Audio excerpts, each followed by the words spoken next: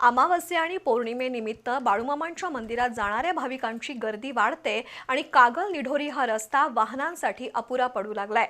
मंगळवारी रात्री कागल-निढोरी रस्त्यावर दोन मोटरसायकलींची समोरासमोर धडक झाली आणि या अपघातात दोन तरुणांचा जागीच मृत्यू झाला, तर अन्य दोघे जण गंभीर जखमी झालेत।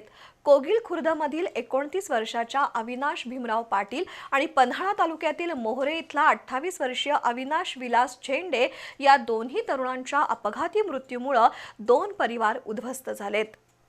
पन्हाळा तालुक्यातील मोहरे इथला 28 वर्षाचा अविनाश झेंडे आणि त्याचा मित्र सूरज पाटील हे दोघे जण मोटरसायकलवरून आदमापूर इथं संत बाळूमामांच्या दर्शनासाठी गेले होते, तर करवीर तालुक्यातील कोगिल खुर्दमधील अविनाश पाटील आणि शहाजी परीट हे दोघे जण मोटरसायकलवरून खेबवडेच्या दिशेने चालले होते।